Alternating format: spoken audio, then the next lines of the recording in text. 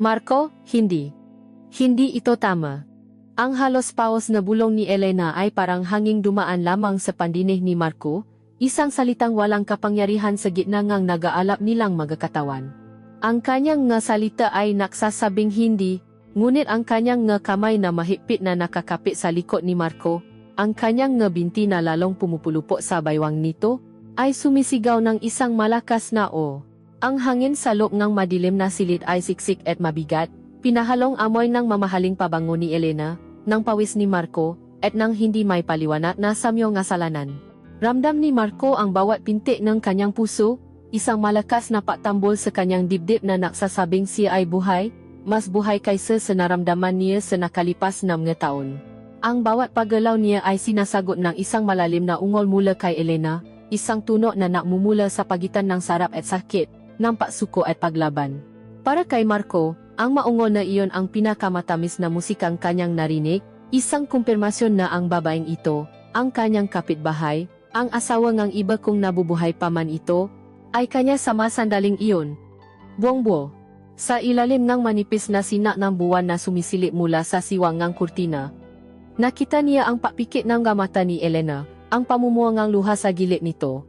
Ngunit hindi iyon luha ngang kalungkutan, kundi luha ang isang matinding damdamin na sa wakas ay pinakawalan.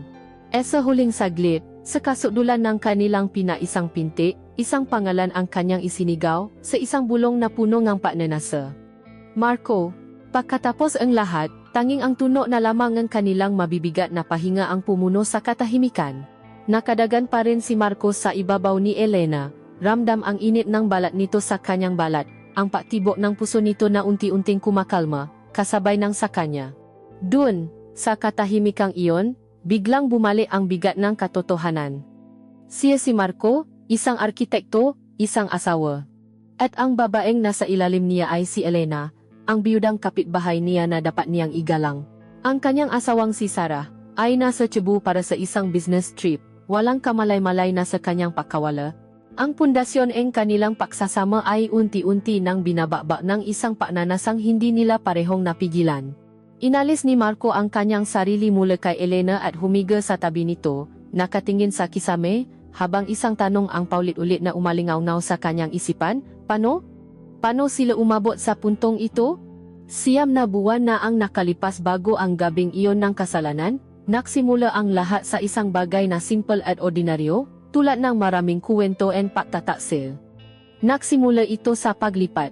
Ang malaking truck ng lipat bahay ay huminto sa tapat ng bagong tuklas na bahay sa isang tahimik na kalye sa loob ng isang subdibisyon na may matataas na pader. Isang lugar na ipinangako ni Marco sa kanyang asawang si Sarah bilang kanilang panibagong simula. Ang init ng araw ng Mayo ay nakakapaso, at ang bawat kahon na kanilang binubuhat ay tila may bigat hindi lamang ng gamit, kundi pati na rin ng nga pangarap na kanilang binuo sa loob ng 10 taon nilang pagsasama.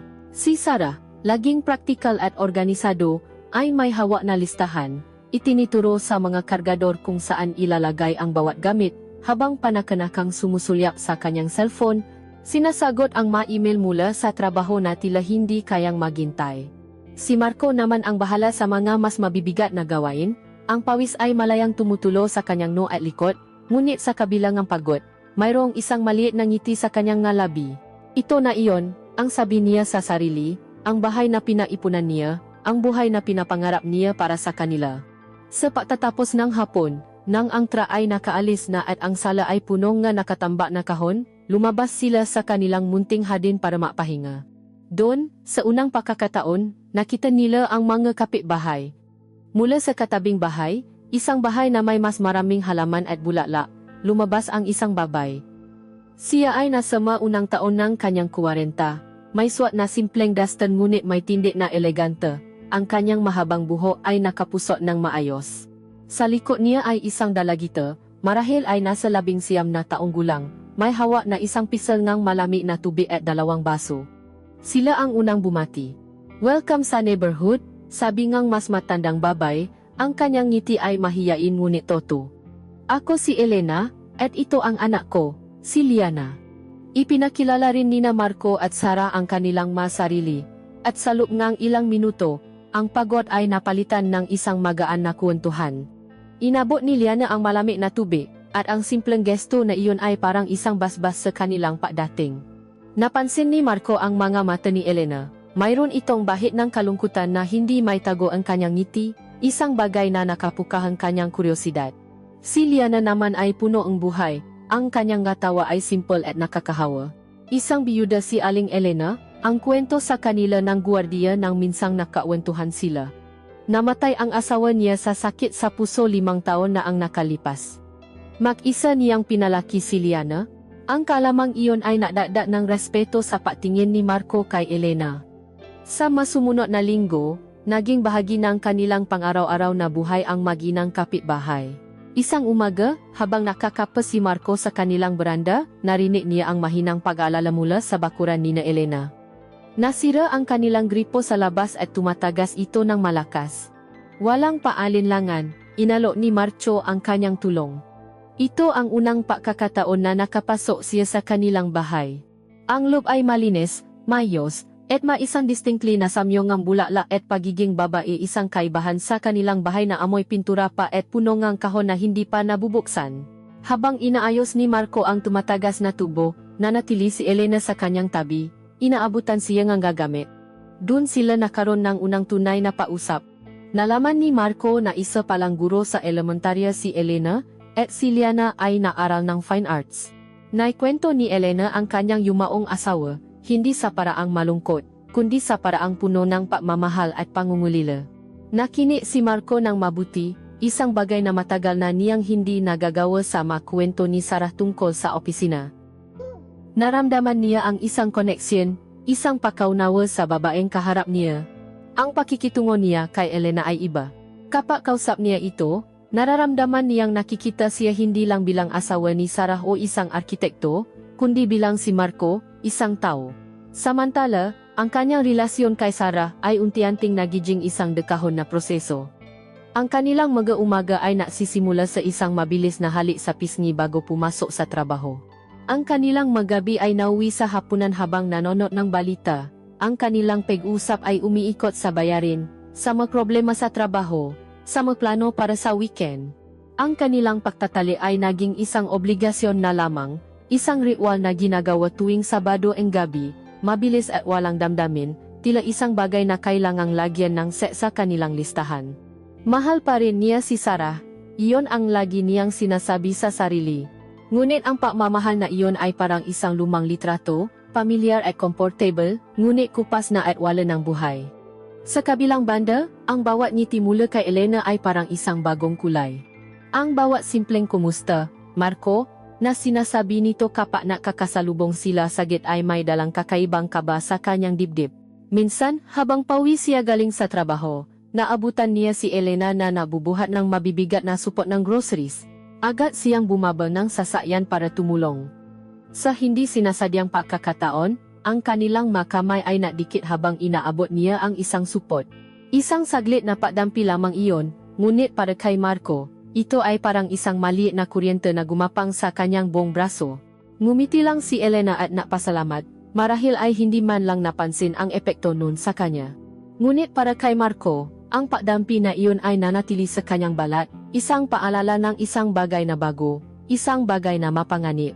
Hindi niya namamalayan, ang tahimik na kalye na dapat sana ay magiging lugar ng kanilang panibagong simula ni Sarah, ay unti-unti nang nagiging isang entablado para sa isang kwentong hindi niya kailanman inasahang magiging bahagi siya. Ang pundasyon ng isang bawal na koneksyon ay naitayo na, hindi sa pamamagitan ng malalaking deklarasyon o mapupusok na pagnanasa, kundi sa pamamagitan ng mas simpleng pagbati, mga tulong na walang malisya, at mga sulyap na puno ng salitang hindi kayang bikasin. Hindi pa alam ni Marco noon, ngunit ang bawat hakbang na ginagawa niya palapit sa bahay ni Elena, ay isang hakbang papalayo sa buhay na kanyang binuo kasama si Sarah. At ang binhingang pananasa, na itinanim sa isang ordinaryong hapon ng Mayo, ay nagsisimula ng maugat sa pinakatago-tagong sulok ng kanyang puso. Ang masumunod na buwan ay lumipas sa isang ritmo na naging pamilyar at, sa paraan na hindi may paliwanag ni Marco, nakakaali. Ang umaga ay para sa trabaho, ang gabi ay para kay Sarah, ngunit ang mahapon, ang matahimik na oras sa pagitan, ay naging para kay Elena. Hindi ito isang planadong bagay, hindi isang kasunduan, Ito ay isang ritual na nabuo mula sa maksulyak sa bintana. Ang kanyang study room, kung saan siya gumugugol ng maraming oras sa pagguhit ng mga plano, ay may malaking bintana na nakaharap mismo sa hardin ni Elena. Sa simula, ang hardin ay isa lamang tanawin, isang piraso ang kalikasan na nagbibigay buhay sa kanyang kapaligiran. Nakikita niya si Elena roon, isang anino lamang na gumagalaw, isang bahagi ng tanawin tulad ng puno ng kalachuchi at magagumamalang namumukatkat. Ngunit unti-unti, nagbago ang lahat. Nagsimula ito nang mapansin ni Marco na hindi lang basta sulyap ang kanyang ginagawa, kundi pagmamasid. Ang kanyang mata ay sinasadya hanapin ang figura ni Elena sa gitna ng halaman. Pinakmamasdan niya ang paraan ng paalaga nito sa mga rosas, ang banayat na paggalaw ng kanyang kamay habang tinatanggal ang natuyong dahon, isang klase ng paingat na tila ipinakakait sa kanya ang sarili niyang mundo. Napapansin niya ang kurba ng kanyang likod kapag siya ay yumuyuko para bunutin ang damo, ang paraan ng pahawi niya sa kanyang buhok kapag ito'y tumatabing sa kanyang muha. Hindi ito nga malaswang pagtingin, sa simula. Ito ay isang pahanga, isang pakilala sa isang gandang tahimik at hindi nang akit, isang gandang parabang hindi namamalayan ng may-ari nito. Isang hapon, habang abala si Marco sa isang komplikadong disenyo, sumakit ang kanyang ulo at napatingin siya sa labas para mapahinga ng mata. Nandun si Elena, nakatayo lamang, hawa ang isang pandile, nakatinggala sa langit na tila may malalim na iniisip. Sa pagkakataong iyon, hindi siya ang hardinera, hindi ang biyuda, hindi ang kapitbahay.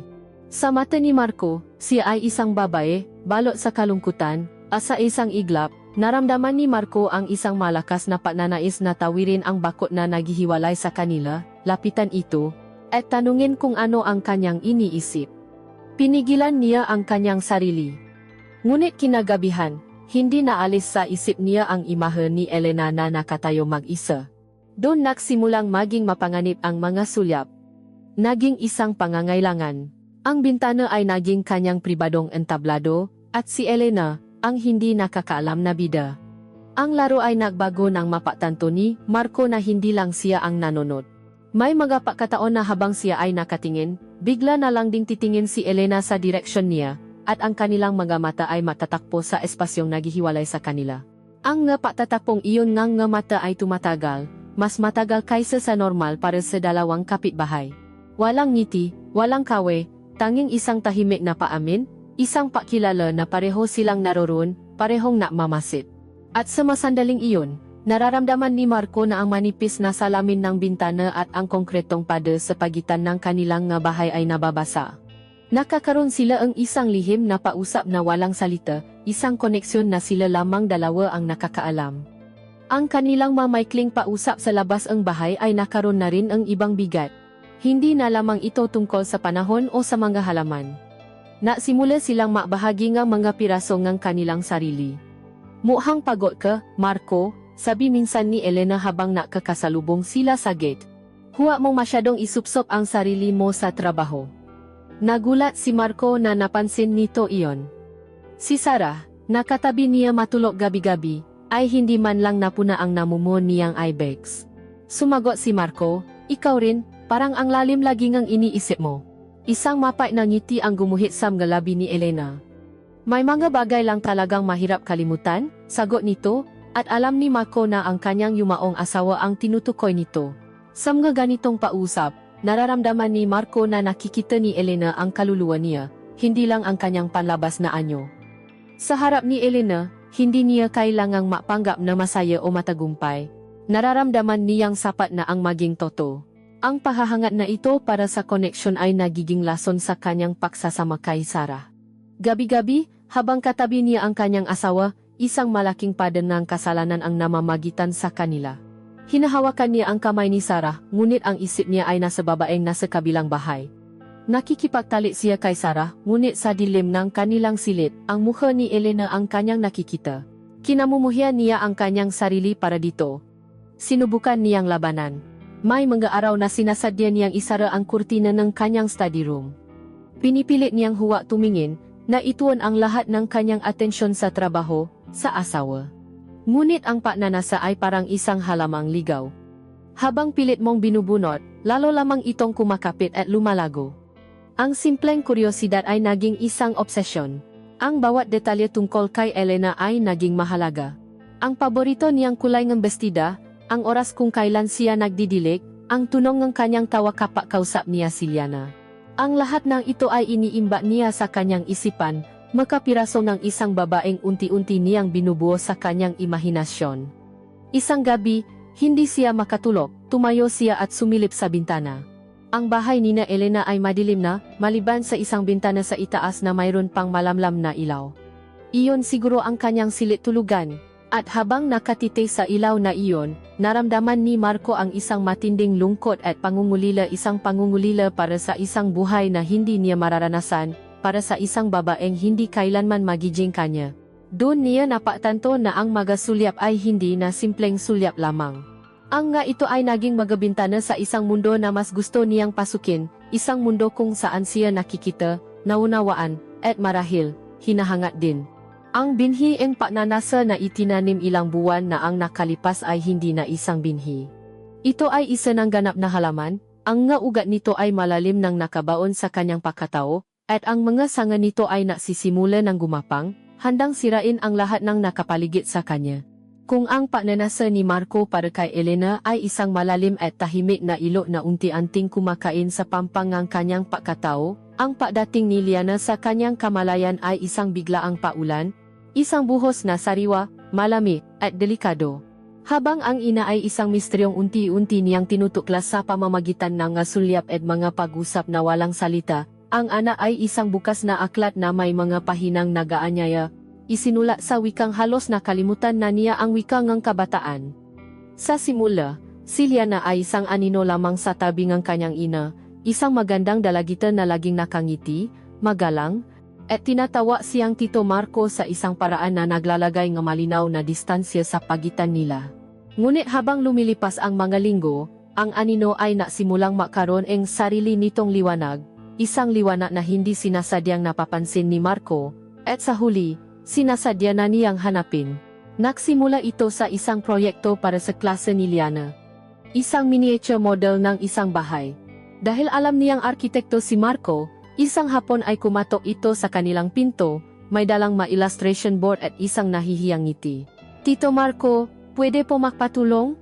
Kahit konting advice lang po, sabi nito, ang kanyang nga mata ay napapahaya ng isang pahangang puro at inosente, hindi makatanggi si Marco. Pinapasok niya ito sa kanyang study room, ang mismong lugar kung saan niya pinamamasdan ang ina nito mula sa bintana. Ang pagkakaroon ni Liana sa loob ng kanyang personal na espasyo ay nakdulot ng isang kakaibang pakiramdam. Ang silid na dati puno ng tahimik na paasam ay biglang napuno ng enerhiya, namoy ng bubblegum scented na lip gloss at dalagang pawis. Habang inilalata ni Liana ang kanyang plano sa mesa, yumuko ito, at doon, sa unang pagkakataon, nakita siya ni Marco hindi bilang isang bata, kundi bilang isang babay. Ang kanyang itim at makintab na buho ay humawi mula sa kanyang balikat, lumitaw ang kanyang batok na makinis at maputi. Ang suot niyang puting t-shirt, bagamat maluwag, ay hindi naitago ang umumbo na hubo ng kanyang nadibdib maliit, ngunit pepekto sa pagiging bata at matatag. Habang ipinapaliwanag niya ang kanyang nga ideya, hindi maiwasan ni Marco na mapatingin sa kanyang nga labi, malabing natural na mamula-mula at basa, na paminsan-minsan ay kinakagat niya kapag siya'y nag-isip ng malalim. Ang kanyang makilos ay puno ng sariwaan, walang halong pakukunwari. Nang yumuko si Marco para tingnan ang plano, ang kanilang nga balikat ay halos magdikit. Naamoy niya ang kanyang buho, isang simpleng amoy ng shampoo na may halong prutas, malayo sa komplikadong pabango ni Elena na amoy bulaklak at misteryo. Sa bawat ganito po ba, Tito? Liana. Ang kanyang maadaliri ay dumadampi sa braso ni Marco, maadampi na marahil ay walang malisa para sa kanya, ngunit para kay Marco, ang nga ito ay parang maliliit na apoy na gumagapang sa kanyang balat. Naramdaman ni Marco ang isang bagay na matagal na niyang hindi naramdaman ang pahanga ng isang mas batang babay. Ito ay isang lason na nakakabata, isang droga na nakpapalakas ng kanyang ego. Sa mga mata ni Liana, hindi siya isang lalaking nainip sa kanyang buhay may asawa, siya ay isang magaling, matalino, at kahangahangang lalaki. At ang pakiramdam na iyon ay lubhang nakakaakit. Ngunit kasabay ang kasiyahang iyon ay ang isang matinding dagok ng konsensya. Ito ang anak ni Elena. Ang dalagang pinakmamasdan niya ay laman at dugo ng babaeng pinaknanasaan niya sa katahimikan. Ang sitwasyon ay naging isang masalimot na laro ng kasalanan. Ang pagnanasa niya sa ina ay isang pagtataksil sa kanyang asawa. Ang paisip niya sa anak ay isang pagtataksil sa kanilang dalawa. Mula sa araw na iyon, naging mas madalas ang mga interaksyon nila ni Liana. Palagi itong may dahilan para makita sila. Minsan, hihingi ito ang tulong sa pagbubuhat ng kanyang canvas.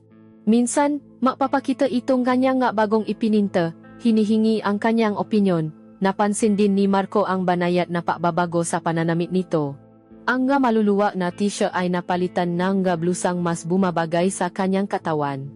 Ang jogging pants ay naging maikling shorts na napapakita ng kanyang mahahaba at makikinis na mga binti. Isang Sabado ang umaga, habang naglilinis si Marco ang kanyang kotse sa garahe, lumapit si Liana na may dalang 2 bote ang malamig na tubig. Nakasuot ito ang isang manipis na sando at maong shorts. Ang pawis ay namumuo sa kanyang noo at leg, at sa ilalim ng sikat ng araw, ang kanyang balat ay tila nagniningning. Mukhang pagod na po kayo, Tito Marco. Heto po, tubig, sabi nito, ang kanyang ngiti ay kasing liwanag ng araw. Habang inaabot niya ang bote, sinadya man o hindi, ang likod ng kanyang palat ay humaplos sa kamay ni Marco. Natagal ang haplos na iyon, 1 segundo lang marahil, ngunit sapat na para maramdaman ni Marco ang init at lambot ng balat ng dalaga. Tinitigan siya ni Liana sa mata, isang titik na direkta at walang takot, bago ito ngumiti ulit at tumalikod.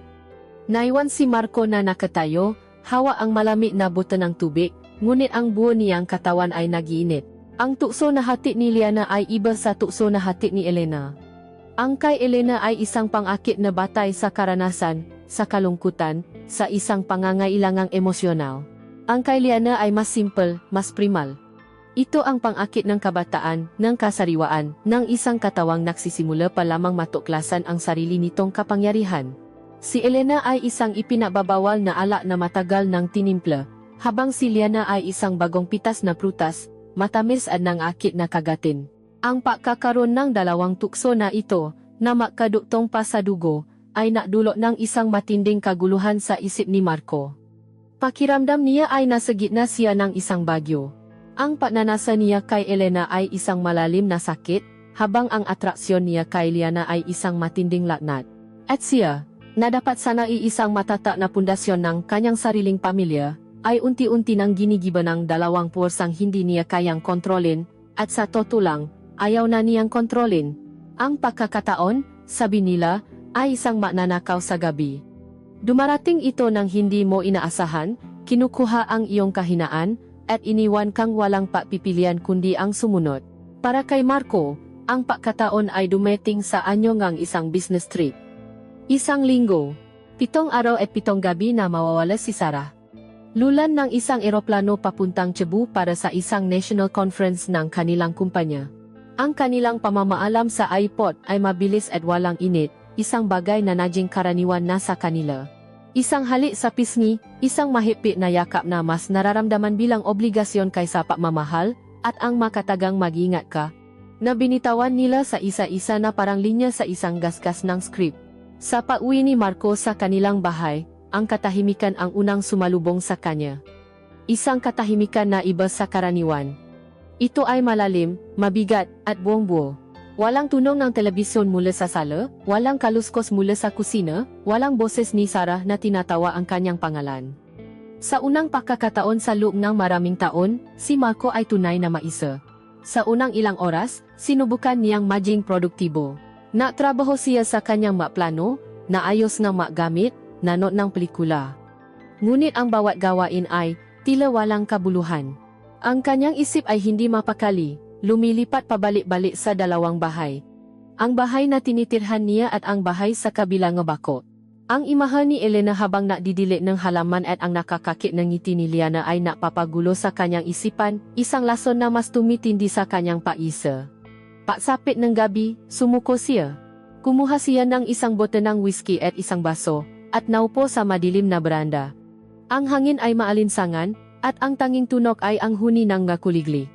Ang bawat lago niya ng alak ay may kasamang bigat. Ininom niya ang kanyang kabiguan, ang kanyang pakainip, ang kanyang pagnanasang hindi niya masabi. Tumingala siya sa langit, ngunit wala siyang makitang nga bituin. Maging ang kalangitan ay tila nakikiramay sa kahungkagan na kanyang nararamdaman. Habang nasa kalagitnaan siya ng kanyang pangalawang baso, isang ilaw ang bumukas mula sa bahay nina Elena. Ilang sandali pa, lumabas ito sa hardin. Nakasuot ng isang simpleng pantulo na sutla, marahil para damhin ang hangin ng gabi. Mula sa kinaupuan ni Marco, siya ay isang anino lamang na may hugis ng isang diyosa sa ilalim ng ilaw mula sa poste. Nakita siya ni Elena. Sa una ay tila naalangan ito, ngunit pagkatapos ay dahan-dahan itong lumapit sa mababang pader na naghihiwalay sa kanila. Marco, ang tawa nito, ang boses ay mahina at punong paalala. Gabi na, bakit nandiyan ka pa? Itinaas lang ni Marco ang kanyang baso bilang sagot, okay ka lang? Tanong ulit nito. Umiling si Marco, isang matapat na sagot na hindi niya inaasahang ibibigay.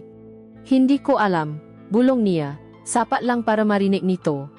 Nagkaroon ng ilang segundong katahimikan. Tinitigan siya ni Elena, at sa dilim, naramdaman ni Marco na ang mga mata nito ay tumatagos, nakikita ang lahat ng kalungkutan at kaguluhang itinatago niya. Pagkatapos ay nagsalita itong muli, ang kanyang boses ay isang imbitasyon. Halika muna sa loop, magtimpla kita ang kape. O kung gusto mo, mayroon akong red wine. Para may kasama ka naman. Ang masalitang para may kasama ka naman ay tumusok sa puso ni Marco. Iyon ang bagay na hindi niya alam na kailangan niya pala. Ang simpleng alok ng samahan. Tumayo siya, iniwan ang baso at bote sa mesa, at sa ilalim ng mapanuring titik ni Elena, lumakat siya papunta sa kanilang gate na bahagyang nakaawang. Ang bawat hakbang ay tila isang desisyon. Ang patawid niya sa hangganan ng kanilang nga ari-arian ay isang simbolikong patawid sa isang linyang hindi na niya maaring balikan. Papasok niya sa bahay ni Elena, isang kakaibang kapayapaan ang kanyang naramdaman. Ang loop ay malinis, ang mga ilaw ay malamlam, at may mahinang tumutok na kundiman mula sa isang lumang radyo. Nasa kaibigan niya si Liana, doon matutulog, sabi ni Elena, na parang nabasa ang tanong sa isip ni Marco. Sila lang dalawa. Pumasok sila sa kanyang maliit ngunit maginhawang sala. Kumuha si Elena ng isang bote ng red wine at 2 kopita. Habang naksasalin siya, pinakmasdan siya ni Marco. Sa liwanag sa loob ng bahay, mas malinaw niyang nakita ang kanyang mukha ang nga pinong linya sa gilid ng kanyang nga mata, ang kanyang nga labing walang kolorete ngunit natural na mapula. Mayroon siyang ganda na hindi kumukupas, isang ganda na lalong pinatitingkat ng panahon at karanasan. Naupo sila sa sofa, may isang maliit na espasyo sa pagitan nila. Sa simula, ang usapan nila ay pautal-utal, tungkol sa mga bagay na walang kabuluhan. Ngunit habang naubos nila ang unang kopi nga ala, unti-unting nawala ang kanilang ngapada, nasimula silang maksalita mula sa puso. Ikinuwento ni Marco ang pakiramdam na maging isang estranghero sa sarili niyang bahay, ang pakiramdam na ang kanyang matagumpay sa trabaho ay walang kahulugan dahil wala siyang mapaksabihan nito sa paraang maintindihan siya. Hindi niya binanggit ang pangalan ni Sarah. Ngunit alam ni Elena kung sino ang kanyang tinutukoy. Si Elena naman ay nakbahagi ng kanyang sariling kalungkutan. Ang magagabing mahaba at tahimik mula nang mamatay ang kanyang asawa. Ang takot na tumandang maisa. Ang pakiramdam na ang kanyang pagiging babae ay natabunan na ang kanyang pagiging ina. Minsan, sabi ni Elena, habang nakatingin sa kawalan, nararamdaman ko na parang multo na lang ako sa sarili kong buhay. Ang salitang iyon ay sumalamin sa nararamdaman ni Marco. Sa pausap na iyon, natakpuan nila ang isa-isa. Dalawang kaluluwang nalulunod sa makaibang karagatan ng kalungkutan, ngunit sa gabing iyon, nagawa nilang abutin ang kamay ng isa't isa. Ang ala ay nabigay sa kanila ng katapangan na sabihin ang mga bagay na matagal na nilang kinikimkim. Ang espasyo sa pagitan nila sa sofa ay unti-unting nawala. Ang kanilang mga tuhod ay makadikit na. Ang bawat tawa, bawat malungkot na ngiti, ay naglalapit sa kanila. Sa isang sandali ng katahimikan, habang tinititigan nila ang isa't isa, iniangat ni Marco ang kanyang kamay at hinawi ang isang hiblangang buhok na nahulog sa mukha ni Elena. Ang kanyang nga daliri ay dumampi sa kanyang pisngi. Ang balat nito ay malambot at mainit. Hindi umiwas si Elena. Sa halip, bahagi itong pumikit, na parang dinadama ang haplos na iyon, isang haplos na matagal na niyang hindi naramdaman.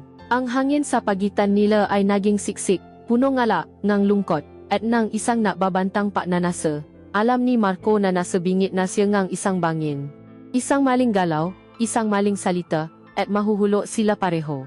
Ngunit habang nakatitik siya sa mga mata ni Elena, na ngayon ay nangungusap ng isang halo ng takot at pag-aasam, napatanto niya na matagal na pala siyang nahulo. Ang gabing iyon ay hindi ang simula, kundi ang hindi na maiwasang katapusan. Ang kamay ni Marco ay nanatili sa pisngi ni Elena, ang init ng kanyang palat ay tila isang apoy na gumigising sa bawat natutulo na ugat sa katawan ng babae. Hindi ito gumalaw, hindi rin bumitaw. Sa katahimikan ng salas, sa saliw ng isang halos pumanaw ng kundiman mula sa radyo, tanging ang tuno ng kanilang nga pahinga ang maririnig isang ritmong hindi makatugma, mabilis at mababaw, na napapahaya ng isang digmaang nagaganap sa loob ng kanilang mga dibdib. Ang nga mata nila ay nanatiling makatitigan, isang pausap na mas malalim pa sa anumang salita. Nakita ni Marco sa mga mata ni Elena ang isang libong emosyon, takot, paalinlangan, lungkot, at sa ilalim ng lahat ng iyon, isang paasam na sumasalamin sa sarili niyang pagnanasa. Ang bawat segundo na lumilipas ay parang isang oras na nagpapabigat sa tensyon sa pagitan nila. Ang isip ni Marco ay sumisiga. Umuwi ka na. Bumalik ka sa bahay mo. Huwag mong gawin ito. Ngunit ang kanyang katawan, ang kanyang puso, ay may ibang sinasabi. Ang uhaw na nararamdaman niya ay hindi na para sa alak, kundi para sa babaeng nasa harapan niya, isang uhaw na matagal na niyang tiniis at hindi na niya kayang pigilan pa. Dahan-dahan, sa isang galaw na halos hindi namamalayan, sinimulan niyang ilapit ang kanyang mukha kay Elena. Ang bawat milimetro ng paglapit niya ay isang pagsubok, isang paanyaya. Binibigyan niya ito ng pagkakataong umiwas, tumanggi, itulak siya palayo. Ngunit si Elena ay nanatiling hindi gumagalaw. Ang kanyang nga mata ay nanatiling nakatitik sa kanya. At nang isang pulgada na lang ang pagitan ng kanilang galabi, dahan-dahan niyang ipinikit ang nga ito. Iyon ang kanyang paksuko. Iyon ang kanyang oo. At sa wakas, ang kanilang nga labi ay nakdampi. Ang unang halik ay marahan, halos walang bigat, isang pagpapakiramdaman. Ang labi ni Marco ay tuyo at bahagyang nanginginig, ang labi ni Elena ay malambot, mainit, at may lasa ng red wine at ng isang kalungkutang matagal na niyang kinimkim. Iyon lang. Isang dampi. Isang saglit na paamin ng isang bagay na matagal na nilang itinatago. Bahagya silang lumayo sa isa't isa, sapat lang para muling matama ang kanilang nga paningin. Walang naksalita, ngunit sa pagkakataong iyon, ang takot sa mga mata ni Elena ay napalitan ng isang bagay na mas mapanganib pa aanyaya. As si Marco, na sa buong buhay niya ay laging sinusunod ang mga plano at tuntunin, ay napasya sa isang iglap, na sunugin ang lahat ng kanyang mapa. Sa pangalawang pagkakataon, siya na ang pumikit, at ang halik na sumunod ay hindi na isang tanong, kundi isang sagot. Isang sagot sa lahat ng gabi ng pag-isa, sa lahat ng sulyap sa bintana, sa lahat ng salitang hindi nila masabi. Ang kanyang bibi ay mas naging mapilit, ang kanyang nga kamay ay humawa sa batok ni Elena, ang kanyang nga daliri ay isiniksik sa malambot nitong buhok. Nawala ang paalinlangan ni Elena. Ang kanyang nga kamay ay umakyat sa mabalikat ni Marco, pagkatapos ay sa likod nito, ang kanyang nga kuko ay bahagyang bumaon sa tela ng kanyang damit. Na parabang siya ay isang taong nalulunod na nakakita ng isang bagay na makakapitan. Ang halik ay naging isang desperadong sayaw. Ang kanilang nga bibi ay nag-usap sa isang paraan na puno ng pagnanasa at pananabi, sinusubukang bawiin ang lahat ng nawalang panahon. Nalasahan ni Marco ang pait ng lungkot ni Elena, at ibinigay niya rito ang init ng sarili niyang pagkainip. Hindi ito isang halik na tulad sa mga pelikula, hindi ito matamis o romantiko. Ito ay magulo. Ito ay basa. Ito ay gutom. Ito ay isang pagpapahaya ng 2 taong sira na nakahanap ng kaparehong sira sa isa-isa.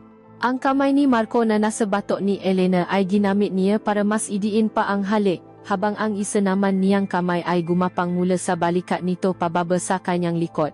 Dinadama ang kurba ng kanyang baywang, hinihila ito palapit hanggang sa wala ng espasyong namamagitan sa kanila. Ramdam niya ang pagtibok ng puso nito sa dibdib nito. Isang mabilis at malakas na patambol na sumasabay sa kanya. Isang ungol ang kumawala sa lalamunan ni Elena, isang tunog na nakmula sa pagitan ng paksuko at sarap, na lalong nasilbing gatong sa apoy na naglalagablak sa kalooban ni Marco.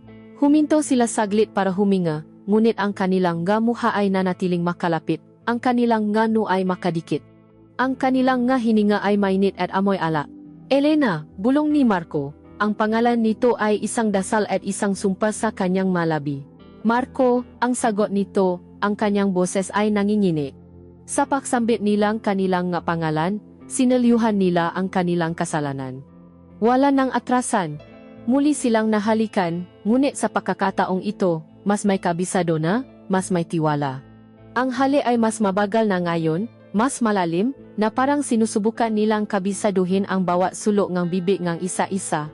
Ang nga kamay ni Elena ay gumapang mula sa likod ni Marco papunta sa kanyang dibdib, dinadama ang init ng kanyang katawan, ang lakas ng tibok ng kanyang puso.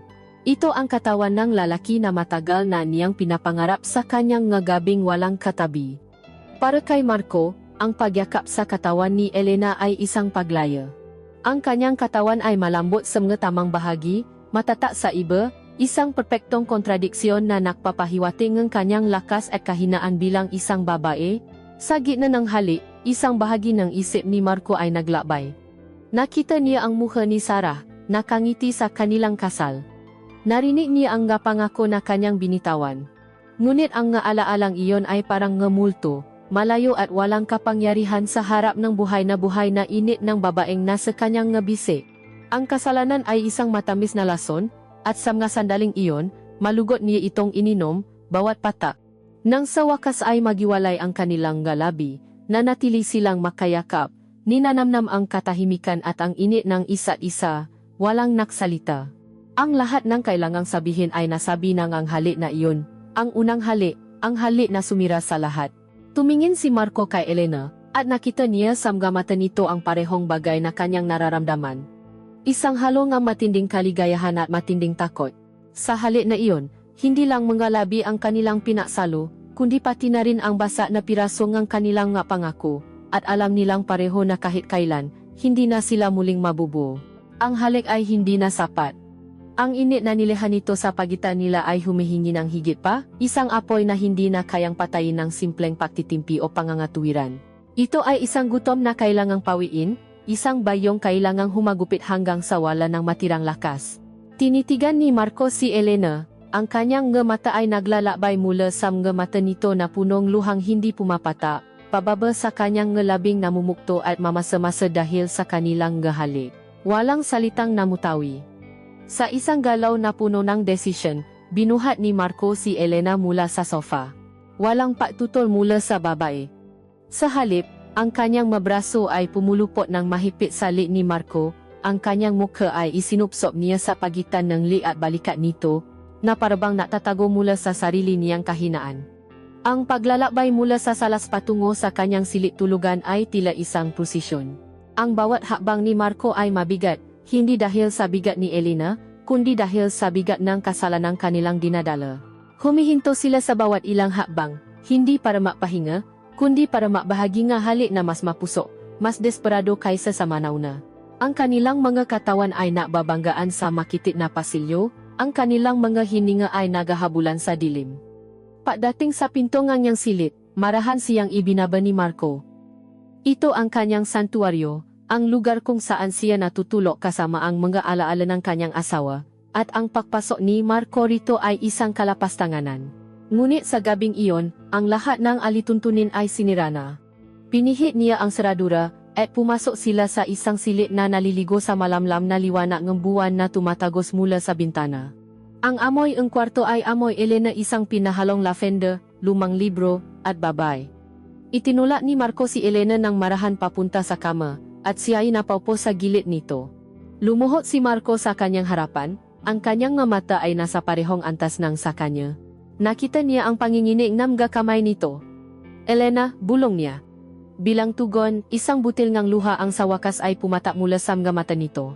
Hindi ito pinunasan ni Marco. Sa halip, dinilaan niya ito, nilasap ang ala ng kanyang pagsisisi.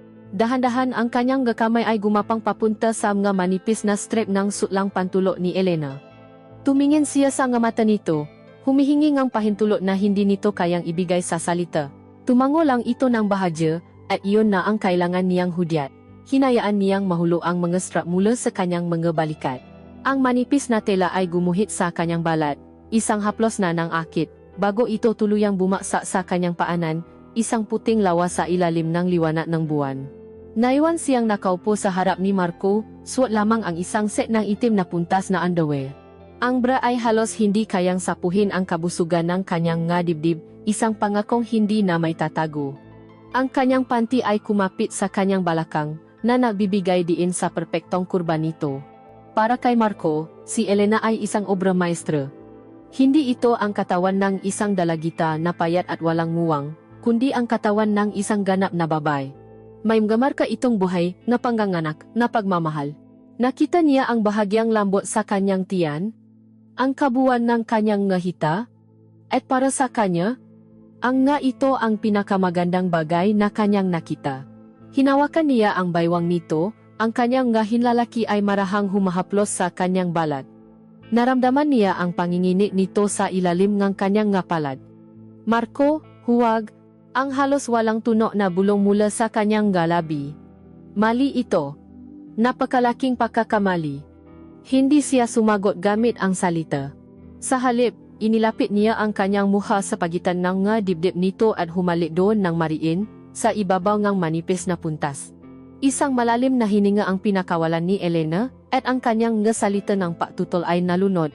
Gumapang ang nga kamay ni Marco sa kanyang likod at sa isang mabilis na galaw, kinalas niya ang kawit ng bra nito. Ang itim na puntas ay bumaksa, at sa wakas, ang kanyang nga dibdib ay malaya. Ang nga ito ay bilugan at mabigat. Ang kanilang nga utong ay matigas dahil sa pananabik at sa lamig ng gabi. Sinapon niya ang nga ito sa kanyang nga palad, pinakmasdan ang kanyang obra, bago niya ito sinimulang halikan, parang isang sanggol na uhaw sa gatas ng ina. Ang nga salitang huwa ni Elena ay naging isang ungol, isang tunog ng pasuko. Ang kanyang ulo ay tumingala, ang kanyang likod ay lumiyat, iniaalay ang sarili kay Marco. Ang sakit ng kasalanan ay unti-unti nang natatabunan ng hindi may paliwanag na sarap. Ang kanyang makamay na kanina nakakuyom sa kanyang tabi ay gumapang na ngayon papunta sa buhok ni Marco, hinahaplos ito, hinihila ng bahadya, isang desperadong kilos na humihingi ng higit pa.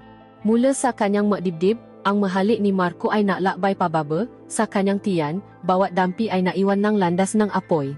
Hinubat niya ang natitirang saplot nito, at pagkatapos ay ang sa kanya, hanggang sa sila'y parehong hubat sa harap ng isa't isa, walang itinatago, walang proteksyon. Inihiga niya si Elena sa kama at pumatong sa ibabaw nito. Ang kanilang nabalat ay nadikit, isang perpektong kontak mula ulo hanggang paa. Ang init ng kanyang katawan ay bumalo sa kanya, at sa mga sandaling iyon, naramdaman ni Elena na siya ay ligtas at nasa panganib ng sabay. Tingnan mo ako, utos ni Marco sa isang garagal na boses. Binuksan ni Elena ang kanyang mata. Sa dilim, nakita niya ang mukha ni Marco, isang mukha na puno ng pagnanasa, ng sakit, ng pagsisisi, at ng pagmamahal. At sa huling pagkakataon, bumulong siya. Marco, hindi na ito isang patutol, kundi isang pag-aanyaya. At dahan-dahan, sa isang galaw na tila matagal na nilang pinaensayuhan sa kanilang nga isipan, sila ay naging isa. Ang unang papaso ay nadulot ng isang sabay na ungol mula sa kanilang dalawa, isang ungol ng sakit at sarap, ng paglaya at pagkakulong. Pagkatapos nun, wala ng pag-isip. Tanging pakiramdam na lamang. Ang kanilang mga katawan ay gumalaw sa isang ritmong sinauna at pamilya. Ang bawat tula ay isang salita, ang bawat patanggap ay isang sagot. Ang silit ay napuno ng tunog ng kanilang nga nagbabangga ang balat, ng kanilang mabibigat na paghinga, ng nga pangalang binubulong na parang panalangin. Para kay Marco, ang bawat sandali sa loop ni Elena ay isang pagbawi. Binabawi niya ang nga taon ng pagkainip, ng kalungkutan, ng pakiramdam na siya ay hindi sapat. Para kay Elena, ang bawat haplos ni Marco ay isang pagising. Ginising nito ang kanyang katawan na matagal nang natutulo, pinaalala sa kanya, na siya ay hindi lamang isang ina, kundi isang babae na may kakayahang magnais at pagnasaan. Ang kanilang pagtatalik ay hindi banayat, ito ay marahas, gutom, at puno ng lahat ng emosyon na kanilang pinigilan. At sa kasukdulan, sabay silang sumigaw, nga sigaw na puno ng sarap at paglaya, nga sigaw na sinubukang lunurin ng ngaunan ngunit umalingaw pa rin sa kabuuan ng tahimik na bahay. Pagkatapos, katahimikan, nakahiga silang makatabi, basa sa pawis, ang kanilang hininga ay unti-unti nang kumakalma. Walang nagsalita. Ang sarap na kanilang naramdaman ay mabilis na naglaho, at ang naiwan ay ang malami at mabigat na katotohanan. Tapos na. Ang pagkakamali ay nagawa na. Ang linya ay natapakan na. Hinaplos ni Marco ang buhok ni Elena. Pumikit ito, at hindi alam ni Marco kung ito ba ay dahil sa pagod o dahil sa ayaw na nitong salubungin ang kanyang mata. At sa katahimikang iyon, naramdaman ni Marco ang buong bigat ng kanyang pagtataksil, isang bigat na habang buhay na niyang dadalhin. Ang isang gabing pagkakamali ay bihirang manatiling isang gabi lamang. Tulad ng isang lason na kapag pumasok sa daluyan ng dugo ay hindi na mayaalis. Ang gabing iyon sa pagitan nina Marco at Elena ay naiwan ng isang pangangailangan na mas malakas pa sa kanilang konsensya at takot. Ang umaga pagkatapos noon ay napuno ng isang nakabibingging katahimikan. Si Marco ay gumising sa isang kama na hindi kanya, sa tabi ang isang babaeng hindi niya asawa, at ang unang liwanag ng araw na tumagos sa bintana ni Elena ay tila isang spotlight na nakatutok sa laki ang kanyang kasalanan. Walang matamis na halik, walang nga bulong ng pagmamahal. Isang mabilis at maingat na paalis lamang habang ang buong subdivision ay natutulog pa, isang pagbabalik sa sarili niyang bahay na parang isang magnanakaw. Sa ilalim ng shower, habang kinukuskos niya ang kanyang balat, sinubukan niyang alisin ang amoy ni Elena, ang pakiramdam ng makamay nito, ang alaala ng maungol nito. Ngunit ang mga ito ay nakatatak na, hindi sa kanyang balat, kundi sa kanyang kaluluwa. Akala niya ay iyon na ang katapusan. Ngunit pagkalipas ng 2 araw, habang nasa kalagitnaan siya ng isang pulong, na-vibre ang kanyang telepono. Isang mensahe mula sa isang numerong hindi niya kilala. Ang nakasulat lang ay, Rosas. Iyon ang kanilang unang kodigo. Rosas, ang paboritong bulaklak ni Elena na kanyang inaalagaan sa hardin. Ang ibig sabihin nun ay, iniisip kita. Maisa ako ngayong gabi. Ang mensaheng iyon ay isang maliit na kislap na muling naksindi sa apoy. At doon nagsimula ang larong ng pagtataksil. Ang kanilang relasyon ay naging isang serye nga ninakaw na sandali, isang komplikadong sayaw nga sinungalingan at pag-iingat. Nakaroon sila ngang sistema. Ang ilaw sa kusina ni Elena na nakabukas lampas alas 10 ng gabi ay nangangahulugang tulog na si Liana at ligtas siyang pumunta. Ang isang nakalimutang diaryo sa labas ng gate ni Marco ay senyales na nagaway sila ni Sarah at kailangan niya ng makakausap. Ang kanilang magpatatakbo ay mabilis at tahimik, kadalasan sa dilim ng kanyang kusina o sa seguridad ng kanyang silid-tulugan. Bawat gabi na kasama niya si Elena ay isang sugal. Ang bawat kaluskos sa labas, ang bawat tahol ngaso, ay napapatindi ng kanyang balahibo. Ngunit ang panganib ay nakbibigay din ng isang kakaibang klase ng sarap.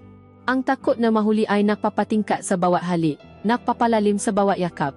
Nararamdaman niyang mas buhay siya sa mga ninakaw na sandaling iyon kaysa sa maraming taon na nabubuhay siya sa kaligtasan ng kanyang pagsasama.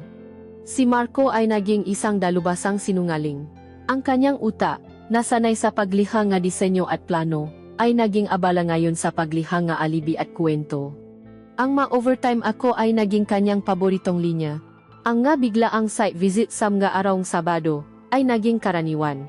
Naging mas maingat siya sa kanyang telepono, na dati kung saan-saan lang niya iniwan. Ngayon, ito ay laging nasa kanyang bulsa, naka-silent mode, at ang bawat mensahe mula kay Elena ay agad niyang binubura matapos basahin. Ngunit ang pagtataksil ay may sariling bigat. May mga gabi na pagkatapos niyang manggaling kay Elena, hihiga siya sa tabi ni Sarah at gugulungin siya ng isang matinding alon ng pagkakasala.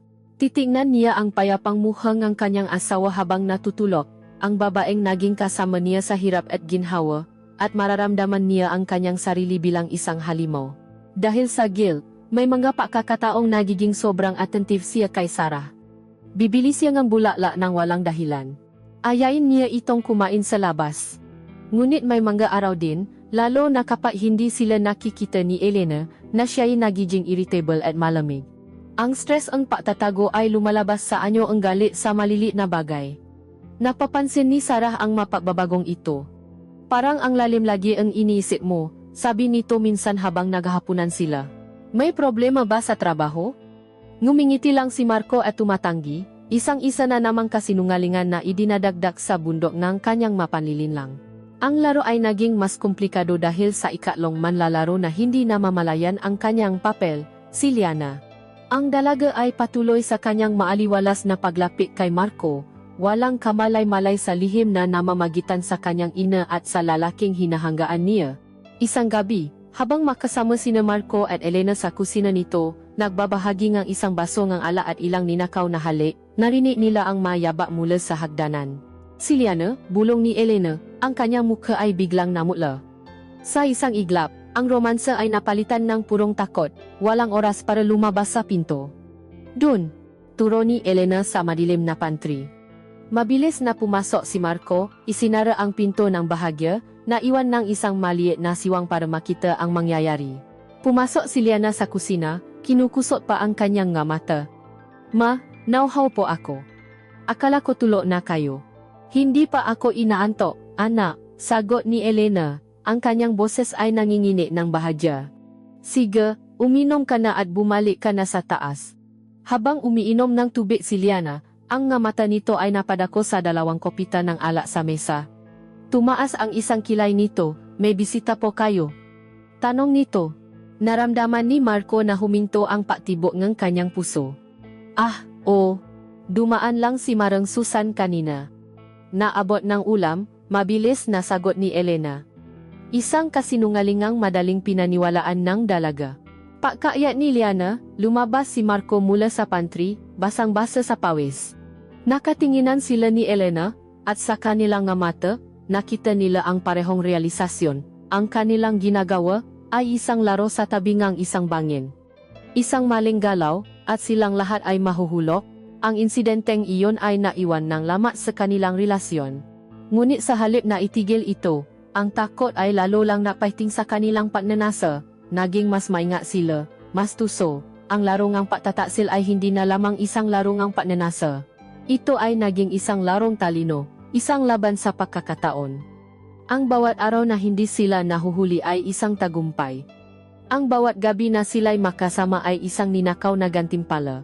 Si Marco ay nabubuhay na ngayon sa tatlong makakaibang mundo. Ang mundo kung saan siya ang asawa ni Sarah, ang mundo kung saan siya ang mangingibig ni Elena, at ang mundong unti-anting nabubuo kung saan siya ang Tito Marco, na hinahangaan ni Liana. At habang pinipilit niyang balansehin ang lahat, hindi niya namamalayan na ang mapundasyon ng lahat ng mundong iyon ay unti-unti nang ginigiba ng kanyang sariling makasinungalingan. Kung ang relasyon ni Marco kay Elena ay isang apoy na maingat nilang pinapanatiling nakatago sa dilim, ang tukso na hati ni Liana ay isang ligaw na kislap na nakbabantang sunugin ang lahat sa liwanag ng araw.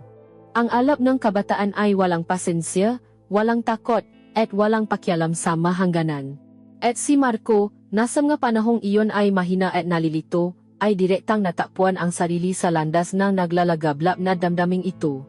Isang mainit na hapon ng Huwebes, habang si Sarah ay nasa trabaho at si Elena ay may faculty meeting sa eskwelahan, napasya si Marco na ayusin ang isang lumang cabinet sa kanilang garahe. Ito ay isang paraan para ilipat ang kanyang atensyon. Isang pisikal na gawain para takasan ang nga kasalanang bumabagabak sa kanyang isipan. Ang amoy nga alikabok at lumang kahoy, ang tunog ng martilyo at lagari, ay naging kanyang pansamantalang santuaryo. Habang abala siya sa pagliliha, isang anino ang tumabing sa liwanag mula sa bukas na pintong garahe. Si Liana. Nakasuot ito ngang puting tank top at isang napakaikling maong shorts. Ang kanyang buho ay nakatali sa isang magulong mesibon. May dala siyang isang pitzel ngang malamig na lemonade at 2 baso. Tito Marco, baka nauhaw na po kayo, sabi nito, ang kanyang ngiti ay tila mas matamis pa sa inuming dala niya. Tamang-tama, sagot ni Marco, pinupunasan ang pawis sa kanyang no gamit ang likod ng kanyang palat. Habang nagsasalin si Liana ng inumin, hindi maiwasan ni Marco na mapansin ang kanyang kabuuan. Ang kanyang balat, na bahagyang pinapawisan dahil sa init, ay kumikinang. Ang kanyang nga braso at binti ay balingkinitan ngunit mayroong tono ang isang kabataang aktibo. Bawat galaw niya ay may dalang isang natural na sensualidad na marahil ay hindi niya namamalayan. O marahil, alam na alam niya. Inabutan niya si Marco ang isang baso, at sa pagkakataong ito, ang kanilang na daliri ay sinadyang maktagal sa pagkakadikit. Tinitigan siya ni Liana ng diretso sa mata, isang titik na walang bahid ng pagiging mahiyain, bago ito ngumiti at uminom mula sa sarili niyang baso. Nakunwari si Marco na walang napansin, ngunit ang kuryenteng dulot ng dampi na iyon ay nanatili, isang mainit na kaba sa kanyang dibdib. Mukhang mahirap po yang ginagawa niyo, sabi ni Liana, habang pinapanood ang pagmahtilyo ni Marco. Gusto niyo pong tulong? Hindi na, kaya ko na to. Baka madumihan ka lang, sagot ni Marco, sinusubukang panatilihin ang distansya ng isang tito. Ngunit si Liana ay mapili.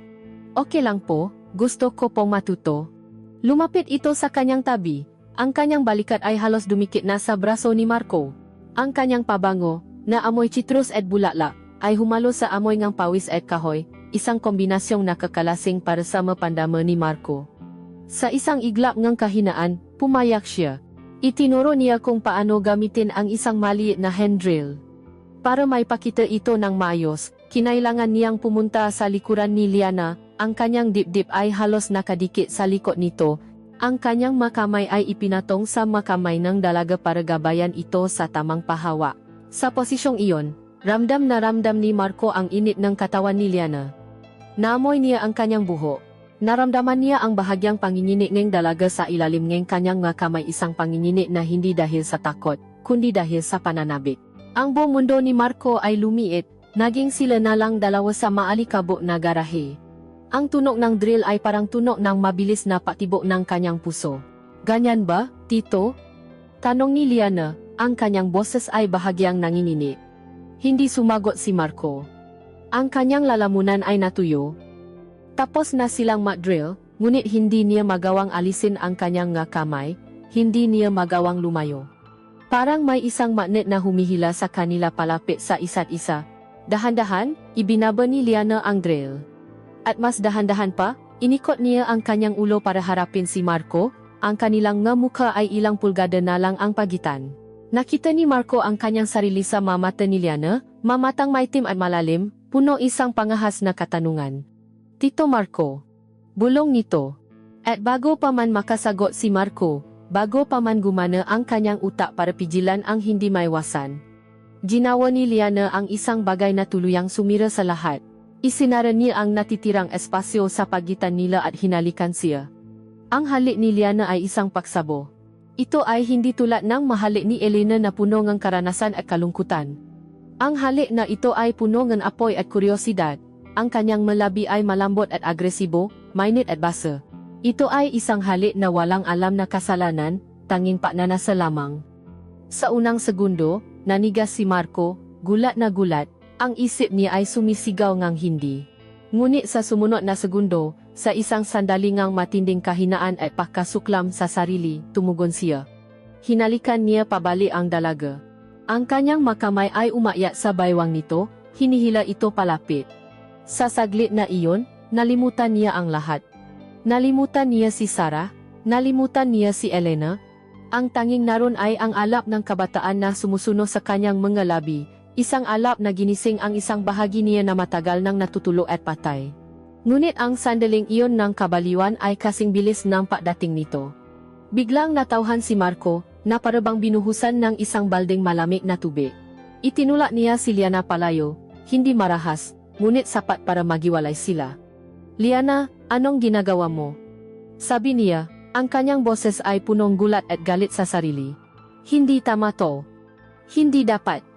Nakatayo si Liana sa kanyang harapan, ang kanyang dibdib ay mabilis na tumataas baba. Ang kanyang ngalabi ay namumula at bahagyang nakaawang.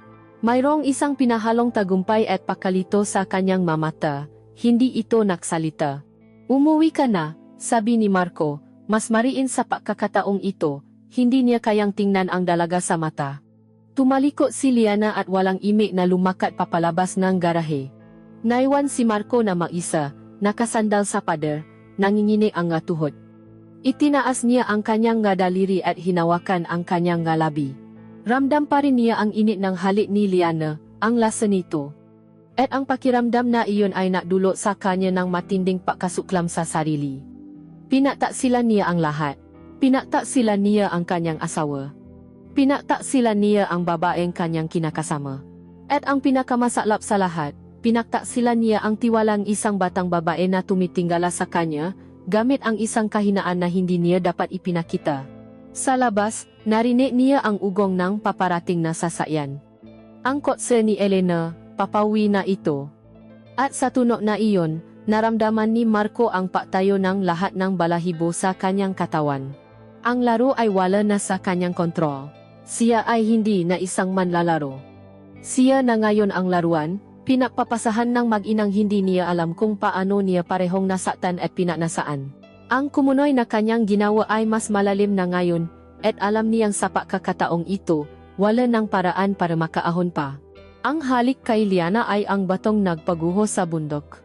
Ang maingat na itinayong mundo ngang kasinungalingan ni Marco, na sa tingin niya ay kaya niyang kontrolin, ay biglang gumuho, at natakpuan niya ang sarili na nalilibing sa ilalim ng sarili niyang nga pagkakamali. Ang maanino na dati kanyang pinatataguan ay nasimula ng maksalita, bumubulong ngang makatotohanang hindi na niya kayang takasan. Ang unang epekto ay ang takot. Isang matinding takot na hindi pa niya naramdaman noon. Pagkatapos ng insidente sa garahe, sa loob ng 3 araw ay hindi siya lumabas ng bahay maliban na lang kung kailangan. Ang bintana ng kanyang study room, na dati kanyang paraiso, ay naging bintana ng kanyang impyerno. Lagi itong nakasara, ang nga kurtina ay laging nakahawi, na parabang ang simpleng pagtingin sa bahay ni na Elena ay isang krimen na maglalantat sa kanya. Napanggap siyang may sakit para hindi na siya kulitin ni Sarah. Ngunit ang totoong sakit ay nasa loob niya isang laknat na dulot ng guilt at paranoia. Ang pakikipaugnayan niya kay Elena ay biglang nanlamig. Ang kanilang mga text, na dati puno ngang paknanasa at mga kodigo, ay naging maikli at puno ngang tensyon. "Okay ka lang?" tanong ni Elena sa text. "Pagod lang sa trabaho," ang laging sagot ni Marco. Paano niya sasabihin sa babae na pinagtaksilan niya ito sa pinakamasakit na paraan? Na ang anak nito, na dapat sanay kanyang iginagalang, ay kanyang hinalikan. Ang lihim na ito ay isang bagong pada na itinayo niya sa pagitan nila ni Elena, na ginawang mas malami at mas desperado ang kanilang mga susunod na pagtatakbo. Ang katahimikan sa pagitan niya at ni Liana ay mas nakakabingi. Nakasalubong sila minsan sa labas habang siya ay natatapon ng basura. Ang dating maaliwalas na mukha en dalaga ay napalitan en isang ekspresyong hindi niya mabasa, isang halo en galit, en panunumbat, at en isang kakaibang kapangyarihan. Alam ni Liana na may hawa itong alas laban sa kanya. Ang isang halik ay naging isang kadena na itinali nito sa kanyang lig, at sa isang tingin pa lang, nararamdaman ni Marco ang pagipit nito. Wala nang Tito Marco na may kasamang pahanga. Ang tanging naroon ay isang titik na nagsasabing, "Alam ko ang ginawa mo. Alam ko ang ginagawa ninyo." Ang gaanino sa labas ng kanilang magabahay ay nasimula na ring magsalita. Isang hapon, habang nawawalis si Sarah sa kanilang bakuran, nilapitan ito ni Aling Norma, ang kanilang kapitbahay na si Smosa. Mula sa loob ng bahay, narinig ni Marco ang kanilang pag-usap. "Naku, Sarah, sipa mo naman," sabi ang matanda. "Oo nga po, para ma-exercise," sagot ni Sarah. "Alam mo, napapansin ko, parang laging may bisita si Elena sa gabi. Madalas kasi akong napapasilip sa bintana kapag hindi ako makatulog. May anino ng lalaki minsan akong nakikita sa kurtina niya." "Sino kaya yon?" Halos mabitawan ni Marco ang kanyang binabasang libro. Ang bawat salita ni Aling Norma ay parang isang dagundong. Nakibit balikat lang si Sarah. "Talaga po? Baka kamaanak lang po niya." Ngunit nang pumasok si Sarah sa bahay, mayroon ng isang maliit na guhit ng pagdududa sa kanyang mga mata. Mas naging mapanuri ito. Mas naging matanong. Isang gabi, habang nanonood sila ng telebisyon, biglang niyakap ni Sarah si Marco mula sa likod at isinupsop ang mukha sa kanyang lig. "Marco, bakit amoy pabango ka ni Elena?" tanong nito, ang kanyang boses ay kalmado ngunit may talim. Nainit ang buong katawan ni Marco. Katatapos lang ng isang mabilis at ninakaw na pagtatakbo nila ni Elena sa likod bahay nito. "Ha? Hindi ah. Baka naamoy mo lang kanina noong nakausap kami sa gate," mabilis niyang palusot. Ngumiti si Sarah, ngunit ang ngiti ay hindi umabot sa kanyang nga mata. "Siguro nga." Mula nun, naging isang laro ngang pusat daga ang kanilang pagsasama. Panay ang tanong ni Sarah tungkol sa kanyang schedule. Sinusubukan nitong tawagan siya sa opisina sa mga oras na sinabi niyang ma-overtime siya. Isang beses, ginamit nito ang kanyang telepono para mahanap ngang isang numero. Agad niya itong inagaw sa isang paraan na masyadong marahas at puno ng pag-alala. "Bakit?" tanong ni Sarah, gulat. "Ano? Baka kasi may mabura kang importante?" Sagot ni Marco, ang kanyang puso ay kumakabo. Nakita niya ang sakit sa mga mata ni Sarah.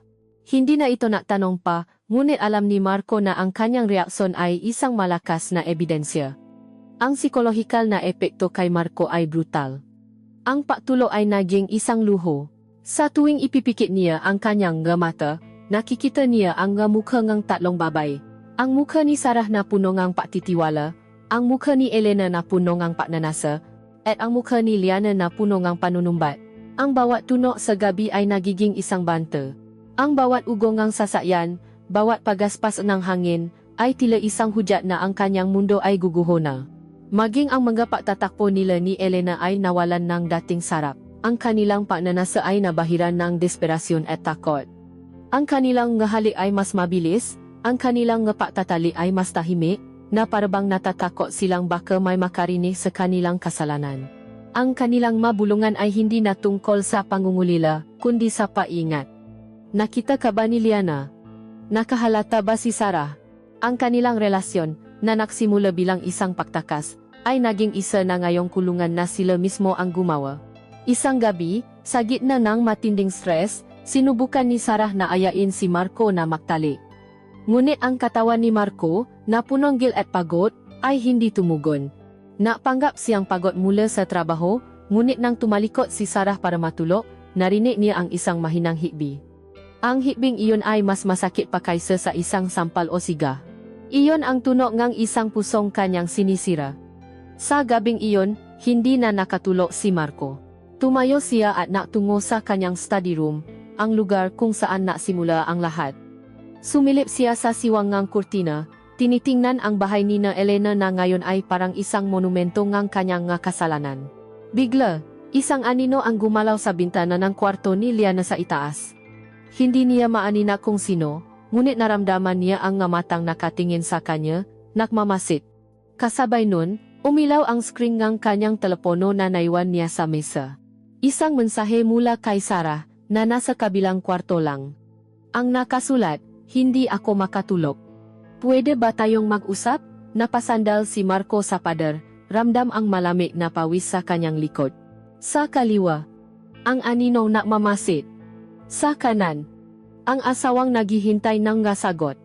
Siya ay nasa gitna, na corner, at wala nang matatakbuhan. Ang maanino ay hindi na lang nagsasalita. Sila na ngayon ay sumisigaw, at ang kanilang sigaw ay humihingi ng isang katapusan. Ang text message ni Sarah ay parang isang hatol. Hindi ako makatulog. Pwede ba tayong mag-usap? Ang simpleng tanong na iyon ay mas mabigat pa sa isang sigaw, mas matalim pa sa isang akusasyon. Alam ni Marco na ito na ang simula ang katapusan. Ang maanino ay hindi na lamang nanonood, sila na ngayon ay handa ng maningil. Pumasok siya sa kanilang silid-tulugan, ang bawat hakbang ay parang may nakakabit na kadena sa kanyang paa. Nakaupo si Sarah sa gilid ng kama, ang likod ay nakaharap sa kanya, isang malungkot na figura sa dilim. Ang tanging ilaw ay mula sa lampshade, na nagbibigay sa buong silid ng isang malambot at malungkot na kulay. Hindi siya lumingon nang pumasok si Marco. Saan ka galing? Tanong ni Sarah. Ang kanyang boses ay kalmado, ngunit walang emosyon, na mas nakakatakot pa. Sa study. Naiisip lang, sagot ni Marco. Ang kasinungalingan ay hirap nang lumabas sa kanyang bibig. Dahan-dahang humarap si Sarah. Ang kanyang mga mata ay namumukto, ngunit walang luha. Marco, sabi nito, ang kanyang boses ay basak. Pagod na ako. Pagod na akong mapanggap na okay ang lahat. Pagod na akong mag-isip kung ano ang nagbago. Pagod na akong amuyin ang pabango ng ibang babae sa damit mo. Bawat salita ay isang suntok sa sikmura ni Marco. Sarah, wala kang dapat ipaalala. Huwag, Marco. Huwag mo na akong lokohin pa, putol nito. Sa pagkakataong ito ay may bahid ng galit. Hindi ako tanga. Nararamdaman ko. Ang layo mo. Ang lamig mo. Mayroon kang sariling mundo na hindi ako kasama. Ang tanong ko lang ay, sino siya? Ang tanong ay binitawan sa hangin, isang tanong na alam ni Marco na wala siyang karapatang hindi sagutin, ngunit wala rin siyang lakas ang loob na aminin. Umiling lang siya, isang kilos ang duwa na pagtanggi. Isang mapait na tawa ang kumawala kay Sarah. Sige. kung hindi mo kayang sabihin. Pero sana malaman mo, Marco, na sa bawat kasinungalingan mo, hindi lang ako ang sinisira mo, sinasaktan mo rin ang sarili mo. Tumayo ito at kumuha ngang unan at kumot, sa guest room muna ako matutulog. Lumabas ito ngang silid, isinara ang pinto ng marahan, ngunit ang tunog niyon ay parang isang pagsabok sa pandinig ni Marco. Naiwan siyang maisa sa kanilang kama, sa kanilang silid, sa kanilang buhay na ngayoy wasak na, ang pakiramdam ay hindi nagwel. Ito ay pagkatalo, isang absolutong pagkatalo. Sa sandaling iyon ng kawalan ng paasa, naramdaman niya ang isang matinding pangangailangan. Isang pangangailangan na takasan ang sakit, ang katotohanan, at ang tanging takasan na alam niya ay nasa kabilang bahay. Sa isang kilos na walang bahid ng pag-iisip o pag-ingat, kinuha niya ang kanyang telepono at nagpadala ng mensahe kay Elena. Ang nakasulat lang, "Kailangan kita makita. Ngayon na." Ito ay isang sigaw ang isang taong nalulunod. Walang sagot na dumating, ngunit hindi na iyon mahalaga. Lumabas siya ang kanyang bahay, hindi na naabalang maging tahimik. Wala na siyang pakialam kung may makakita man sa kanya. Naglakad siya sa ilalim ng buwan, ang bawat hakbang ay isang pag-amin ng kanyang kasalanan. Kumatok siya sa pinto ni na Elena, at agad itong bumukas. Nakita niya sa mukha nito ang parehong takot at pag-alala na kanyang nararamdaman. Hinila siya nito papasok, walang nagsalita, sa dilim ng kanyang salas, nagyakap sila. Ngunit hindi ito isang yakap ng pagmamahal. Ito ay isang yakap ng 2 taong nasa bingit ng kamatayan, kumakapit sa isa-isa para sa huling pagkakataon. At dun, sa gitna ng kanilang desperasyon, nagsimula ang kanilang huling sayaw. Ang kanilang ngahali ay hindi na malambot. Ang nga ito ay marahas, puno ngalit at sakit. Ang kanilang mga damit ay hinubat hindi ng may paiingat, kundi hinablot, na parabang ang ngatila ay mga hadlang na kailangang sirain. Ang kanilang patatali ay hindi na isang pagsasama ng 2 katawan. Ito ay isang banggaan. Ito ang eksenang paulit-ulit na bumabalik sa isipan ni Marco, ang simula, ang kasukdulan ng kanilang kasalanan. Marco, hindi. Hindi ito tama. Ang bulong ni Elena, ngunit sa pagkakataong ito, ang kanyang nga salita ay may kasamang ngahikbi. Ang kanyang makuko ay bumaon sa likod ni Marco, hindi dahil sa sarap, kundi dahil sa sakit. Ang kanilang magalaw ay mabilis, walang ritmo, walang sining. Ito ay isang purong pisikal na kilos na naglalayong magdulot ng pagod, ng pamamanhid, ng kahit anong bagay na makapagtataboy sa mga multo sa kanilang isipan. Habang nasa ibabaw niya si Marco, ang nakikita niya ay hindi na ang babaeng kanyang pinagnanasaan, kundi ang lahat ng kanyang kasalanan. Ang bawat tulak niya ay isang pagtulak palayo sa mukha ni Sarah na umiyak. Ang bawat unggol ni Elena ay sumasabay sa mga akusasyon sa kanyang isipan. Ito ay hindi na pagmamahal. Ito ay parusa. Isang parusa na sabay nilang ipinapataw sa isa't isa. Sabay silang narating ang kasukdulan, ngunit wala itong dalang-ali. Isang matinding paglabas lamang ng tensyon na agad napalitan ng isang mas matinding kahungkagan. Humiga si Marco sa tabi ni Elena, hingal na hingal, ngunit ang kanyang isip ay hindi kailanman naging mas malinaw. Tapos na. Ito na ang huli. Tumingin siya kay Elena, na nakatalikod sa kanya, ang nga balikat nito ay nanginginig dahil sa tahimik na paiyak. Walang salitang kayang ayusin ang kanilang sinira. Ang kanilang relasyon, na binuo sa pundasyon ng mga ninakaw na sandali at mga kasinungalingan, ay gumuho na. Ang apoy na dati na bibigay sa kanila ngang init ay ang mismong apoy na sumuno sa kanila hanggang sa maging abo. Tumayo si Marco at nakbihis sa dilim. Hindi siya lumingon. Hindi siya napaalam. Ano pa ba ang sasabihin? Ang lahat ay nasabi ng nga kanilang nga katawan, ngang kanilang nga luha. Lumabas siya ng bahay ni Elena sa huling pagkakataon, at sa kanyang paglalakad pabalik, naramdaman niya ang malamig na hangin ng madaling araw, isang malamig na paalalang kinabukasang naghihintay sa kanya. Ang bahay niya ay madilim pa, ngunit alam niyang sa loob nito ay gising ang isang pusong kanyang dinurok. Ang huling sayaw ang kasalanan ay natapos na, ang entablado ay madilim na. Ang mga manonood ay umuwi na.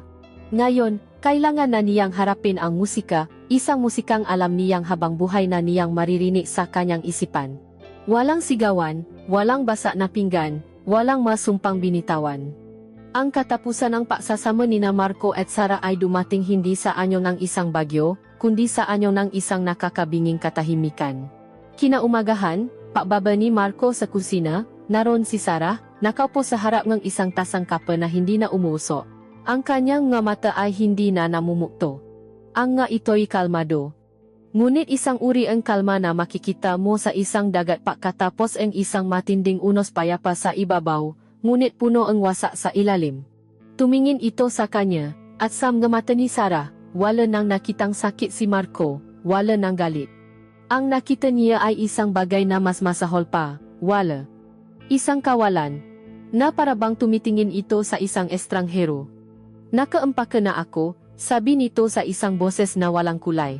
Alis na ako, Marco. Hindi nakakibo si Marco. Walang masalitang lumabas sa kanyang bibig. Anong sasabihin niya? Napatawarin siya. Na nagsisisi siya. Ang lahat ng salitang iyon ay mga abo na lamang, walang silbi sa harap ng isang nasuno ng tahanan. Tumayo si Sara at nilampasan siya. Huminto ito saglit sa kanyang tabi, hindi para hawakan siya, kundi para sabihin ang mga huling salita na habang buhay na babagabak kay Marco. Alam mo, Marco, simula nito, ang kanyang tingin ay nasa kawalan, hindi na galit ang nararamdaman ko. Pagod na lang. At, hindi na kita kilala. Ang lalaking kaharap ko ngayon, ang lalaking kayang sirain ang lahat ng pinahirapan natin para sa ilang sandali ng pagnanasa, hindi ko na siya kilala. At sa mga salitang iyon, umalis ito. Narinig ni Marco ang pagbukas at pagsara ng pinto, ang tunog ng makina ng kotse na pinaandar at unti-unting lumayo, hanggang sa ang tanging natira na lang ay ang katahimikan. Naiwan si Marco na nakatayo sa gitna ng kanilang kusina, sa gitna ng kanilang bahay, sa gitna ng guhong kanyang buhay. Sa mga sumunod na araw, ang bahay ay naging isang malaking kulungan ng nga alaala. Ang bawat sulo ay may anino ni Sara. Ang kanyang paboritong libro na naiwan sa bedside table. Ang amoy nga niyang shampoo na naiwan sa banyo. Ang listahan ng bibilhin na nakadikit pa rin sa pintuan refrigerator. Ang bawat bagay ay isang paalala ang buhay na kanyang winasa, ng kaligayahang kanyang ipinapalit sa isang panandaliang init. Nakuha niya ang kanyang hinahanap, ang kaba, ang pananabik, ang pakiramdam na siya'y buhay. Ngunit sa pagkawalang lahat na iyon, natapwan niya ang sarili sa isang kahungkagan na, mas malala pa sa pagkainip na dati niyang nararamdaman. Ang kalayaan na kanyang natamo ay isang parusa, isang walang hanggang paisa sa loob ng isang bahay na puno ng multo. Isang hapon, pakalipas ng isang linggo, natakpuan niya ang sarili na muling nakatayo sa harap ng bintana ng kanyang study room. Ang bintana kung saan nasimula ang lahat. Hinawi niya ang kurtina at tumingin sa labas. Ang mundo sa kabila ng bakod ay tila hindi nagbago. Ang mabulaklak ay namumukat-kat pa rin. Ang araw ay kasing liwanag pa rin. At nandun sila, si Elena at si Liana. Makasama sila sa hardin, nag-aalaga ng mga rosas. Si Elena ay may hawak na gunting, pinuputol ang nga tuyong sanga. Si Liana naman ay may hawak na pandilik. May sinabi si Liana na napatawa kay Elena. Isang tunay at magaan na tawa, isang tunog na matagal nang hindi naririnig ni Marco mula rito. Sa mga sandaling iyon, sila ay isang normal na mag-ina lamang. Nagbabahagi ng isang ordinaryong hapon, na parabang ang isang Marco ay hindi kailanman naging bahagi ng kanilang mga buhay. Bigla, tumingala si Elena at ang kanilang mga mata ay naktapo. Ang kanyang ekspresyon ay blanko. Wala na ang pagnanasa, wala na ang lungkot, wala na ang pagsisisi. Ang tanging naroon ay ang isang malamig na distansya. Ang kanyang tingin ay parang tumitingin sa isang lumang bahay na dati niyang tinitirhan, isang lugar na may mga alaala, ngunit hindi na niya nais pang balikan. Pagkatapos ay tumingin din si Liana. Ang kanyang mga mata ay mas matalim. Mayroon itong bahid ng tagumpay, ng isang batang babae na sinubukan ang isang mapanganib na laro at nanalo. Ngunit sa ilalim nun, mayroon ding isang pahiwatig ng pagama. Ang kanyang tingin ay nagsasabing, ikaw ang lalaking nakpatalo sa sarili mong laro. Ang pagtatagpo ang kanilang mga mata ay tumagal lamang ng ilang segundo. Pagkatapos, sabay silang lumingon palayo, bumalik sa kanilang nga rosas, na parabang si Marco ay isa na lamang anino sa bintana, isang bagay na hindi mahalaga, isang bagay na madaling kalimutan. Sila'y nakpatuloy. Sila'y gumaling. Ngunit si Marco, naiwan sa kanyang bintana, ay nakakulong pa rin sa sandaling iyon. Ang pagnanasang naging obsesyon, ang obsesyon na naging pagtataksil, ang pagtataksil na naging lason na pumatay sa lahat ng mahalaga sa kanya. Hindi ito natapos sa isang malakas na pagsabo, kundi sa isang mahinang pabulong. Isang pabulong nga mapangalang hindi na niya matatawa, nga mapintong hindi na niya mabubuksan, at nang isang katahimikan na siya na lamang ang nakakarinig. At doon, sa harap ng bintanang pinakmulan ng lahat, naiwan si Marco, isang arkitektong sinira ang sariling pundasyon, habang pinagmamasdan ang buhay na nagpapatuloy sa kabilang ng bakot, isang buhay kung saan siya ay isa na lamang anino, isang alaala ng isang kasalanang ang tunay na parusa ay ang walang hanggang pag-isa.